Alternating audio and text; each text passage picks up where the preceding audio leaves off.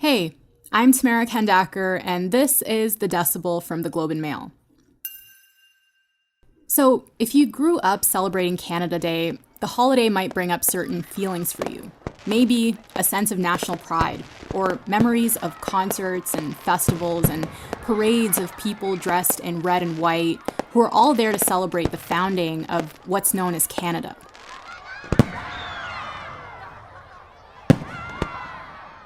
But this year, July 1st is going to be different. And in some places, it'll be a much more somber affair. As the country's been grappling with the news of graves of Indigenous children being found at residential school sites in Kamloops last month and in Saskatchewan last week, Cancel Canada Day has been trending on Twitter. And some local governments across the country are scrapping their plans. Cities like Victoria and Fredericton are replacing Canada Day events with events that are more focused on reconciliation. But not everyone's happy about this. Other places are going ahead with their celebrations, and the debate over whether or not to cancel Canada Day is now more heated than ever. What we actually mean is if your neighbors are going to a funeral, you don't throw a party. Crystal Fraser is a professor at the University of Alberta who's studied the history of student experiences at residential schools. And she's going to tell us what we're actually celebrating on July 1st and why it's so difficult to talk about canceling those celebrations. You're listening to The Decibel.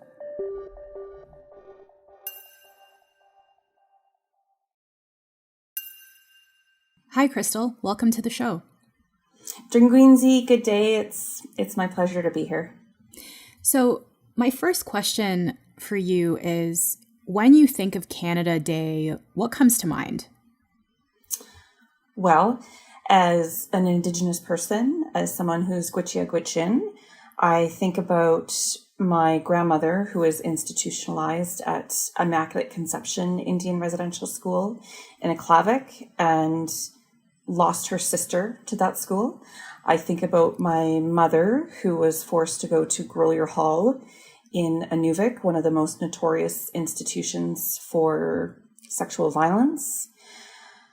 I think about how a lot of my culture has been taken away that I'm now unable to pass on to my daughter. As a historian, I think about this long and complicated colonial history in what we now call Canada, and how most of the general public is not very well informed about that history. So as historians, we need to do a better job at getting these histories out there. I know you decided to have your wedding on July 1st, and can you tell me about that decision? For many Indigenous peoples, Canada Day has always been complicated.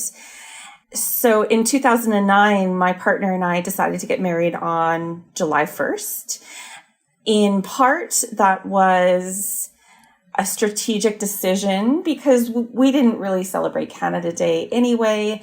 And so it was this choice that, we had made kind of to confront everyday, I say everyday, but like typical celebratory expressions of Canada Day and actively spend our time celebrating something else.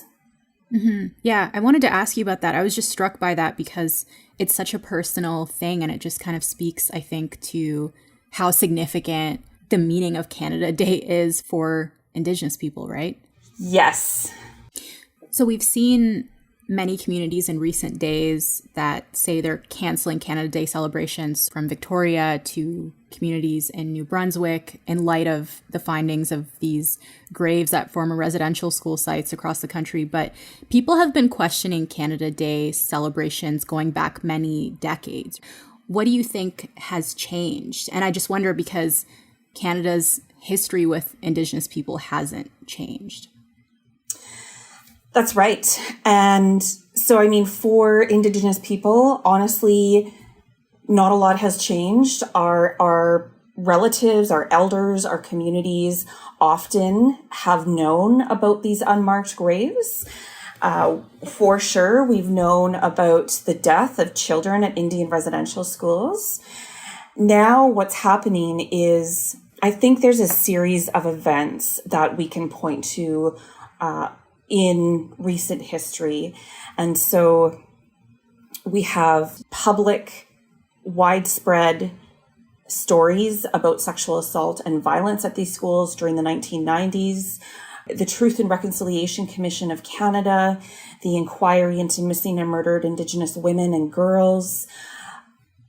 Also, criminal trials for, the deaths of Cindy Gladue, of Colton Boushie, recently Joyce Echaquan. Mm-hmm. And so what I see is over the last few decades, there are many, many events and stories that are being told and quite frankly can no longer be ignored, that Indigenous peoples are feeling more comfortable engaging publicly because honestly, probably up until 10 years ago, if you're white passing, you didn't want to tell anyone you're Indigenous because it was still a threat. It was still a danger. And so this series of events leading up to where we are now, the news out of Kamloops, 215 unmarked graves of children as young as 3 years old, 751 coming out of Cowessess First Nation. And I think we're finally at the point where the gravity of the situation is finally being acknowledged. Quite frankly, it is hard to ignore nearly 1,000 unmarked graves within such a short time span. Mm-hmm. And we're seeing this story getting coverage worldwide, like news outlets around the world are paying attention to these discoveries, right? Yeah, and I would even question the use of that language, discoveries. Right. I prefer, it's actually a recovery effort. Yeah, that makes sense.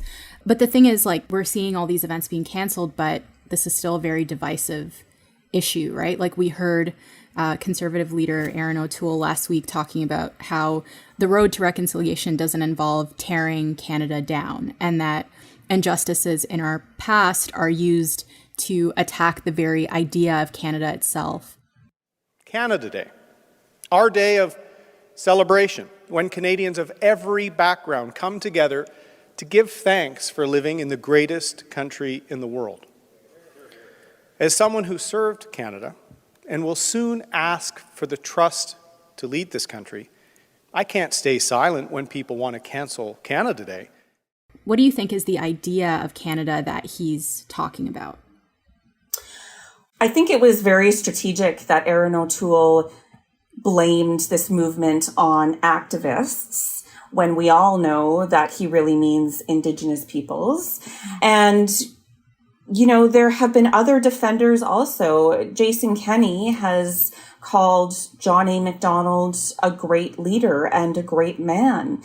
And this whole conversation around statues, etc., around Langevin, around Ryerson, very complicated historical figures that, for whatever reason, politicians need to defend. And when I say for whatever reason, what I actually mean is once we start to call these things into question, the founders of this country, how we celebrate history, what histories we focus on, if we celebrate Canada Day, I can understand the threat that some people might feel because essentially we are asking Canadians to engage in deep critical thought about who they are. And when you ask that question, who are you? That matters. Regarding your question of canceling Canada Day, I feel like Cancel Canada Day works into this cancel culture that people like to talk about. Mm-hmm. And so I think there's more to unpack there, but I would probably say that, a better representation of Cancel Canada Day would be just do something else. It's still going to be Canada Day. It is still going to be a national holiday. None of that is ever going to change like in 2021. And so I think when we say cancel Canada Day, what we actually mean is if your neighbors are going to a funeral, you don't throw a party. So let's unpack what you just said there about cancel culture and canceling Canada Day. Why does the idea of canceling it provoke such a visceral reaction? People tend to want to stay comfortable. Mm-hmm. When you think about yourself, when you think about your national histories, it's much easier to sit back and think about Canada in a particular way, a Canada that you've always known, than to sit there and have a conversation about the histories of Indian residential schooling, about the histories of forced sterilization for Indigenous women, about the blatant starvation policies on the plains. And if we do, quote unquote, cancel Canada Day, what does that mean? What other opportunities do you have to celebrate your identity, to celebrate the nation that you've always known or that you've always thought you've known?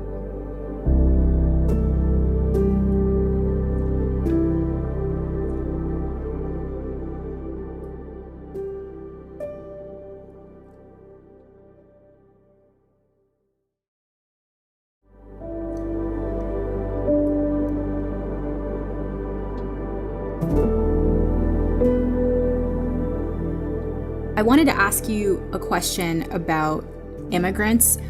How do you think immigrants should think of Canada Day, given that Canada is sold to the world as this place where everybody belongs, and that so many of us, and I say us because I also am an immigrant, so many of us left countries where our people were colonized and then we came here? Like, how do we reconcile this idea of Canada that we have with the history that's in front of us?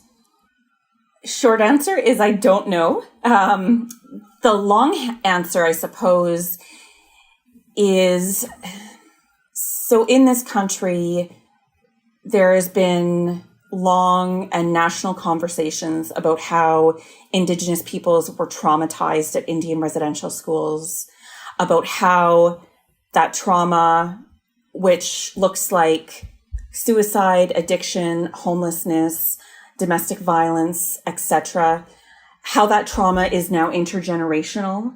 People like me who was not institutionalized, I still feel the effects of residential schooling. And I think that's been a really important conversation. But one of the questions that is rarely asked is how Canadians benefited from residential schools. Mm-hmm.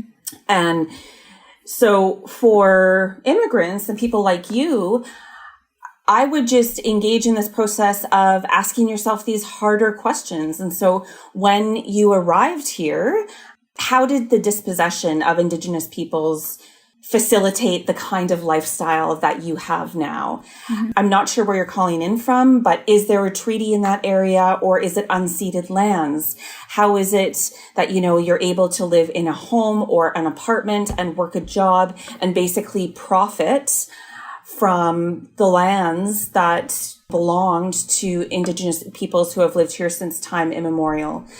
I totally acknowledge that this is a complicated thing to do. For instance, in my family, my grandfather, Richard Bullock, he was British, immigrated to Canada, to Toronto, mm-hmm. but he showed up in Gwichyà in 1947 as the first teacher of the Indian Day School there.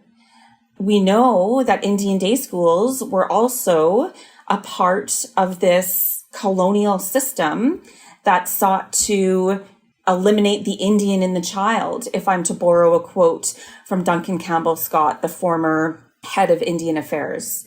That's an example. I have a close family member who worked at an Indian residential school, mm-hmm. but still the acknowledgement that these histories are messy. Yeah.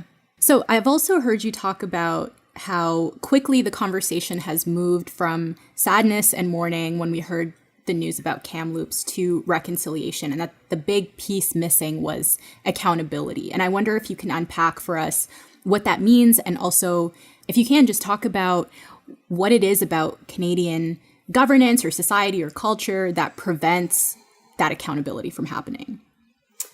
During the first week after the Kamloops story broke, there was this national reckoning and mourning of intense sadness, heartbreak, tragedy. But as we went on through time in the weeks in June, the conversation shifted more towards reconciliation. But a big part of the conversation that I believe was missed is, as you say, accountability. And so who were these people that worked at these institutions? Who was responsible for those deaths? Where is the criminal investigation? We need to start doing a good job at having these conversations. Mm-hmm. And so when we skip over such a big, incredibly important part of this story, what does that mean? It is so easy to go from mourning directly to reconciliation. And, this is cliche now, but it's always been truth before reconciliation, and we don't know the truth yet. It's interesting, actually, the last few weeks, and maybe this is my own ignorance, but this is the first time I've heard people calling for Canada to be investigated by the International Criminal Court. Yes. Yeah. And why is it that people are so reluctant and uncomfortable about having this conversation and actually holding people responsible? I have a theory that, when we start having this conversation, we need to talk about white supremacy. We need to talk about white privilege. We need to talk about how colonialism has not ended in this country, that it's ongoing. It just takes different forms, and white people don't see that all the time. And once we start unpacking things, particularly for settler Canadians, there are feelings of guilt. There are feelings of shame, of helplessness. And I would say that whatever you're feeling is normal, that it is okay to have those feelings. Those are your feelings. Nobody can take them away. But we aren't doing this work to make you feel guilty. Reconciliation, justice, action is not about making you feel guilty. It is about righting the wrongs of the past, but also of the present. Mm-hmm. So just coming back to Canada Day to wrap this up, do you think that there's a way of making Canada Day something that's inclusive of the nations that have always been here? Is it something that we can reimagine, or is the history just too painful and should it just be canceled? I don't think Canada Day will ever be canceled, in the sense of it being a federal holiday. I know, as you mentioned, various cities and towns and municipalities across Canada have canceled celebrations for this July 1st. For instance, just north of Edmonton, the city of St. Albert, they were literally going to set off fireworks at the site of one of the former residential schools. Mm-hmm. And that has been canceled. And so, as I said, I don't think it's ever going to be canceled as a national holiday. But, do we fund and support round dances? Do we fund and support powwows? Do we fund and support Indigenous art installations? Do we offer workshops on Canada Day? I think there's all sorts of things that if we all, A, get uncomfortable with ourselves and our histories, and then B, put on our creative thinking hats, that we can come to a day where, as you say, it will be inclusive, it will be anti-colonial and anti-racist. Crystal, thank you so much for this conversation. I really, really appreciate it. And hey, happy wedding anniversary. Thanks. This has been great. I appreciate the invitation. That's it for today. I'm your host, Tamara Kandaker. The Decibel is produced by Madeline White and Kasia Mihailovich. David Crosby is our editor, and Angela Pacenza is our executive editor. Thank you so much to Dr. Crystal Fraser of the University of Alberta. You can find her on Twitter at Crystal Fraser. If you ever want to reach out, email us at thedecibel@theglobeandmail.com. And if you haven't already, wherever you're listening, hit the follow button so you don't miss any episodes. Thanks so much for listening. We'll be back on Monday after the long weekend. Have a great one, and I will talk to you then.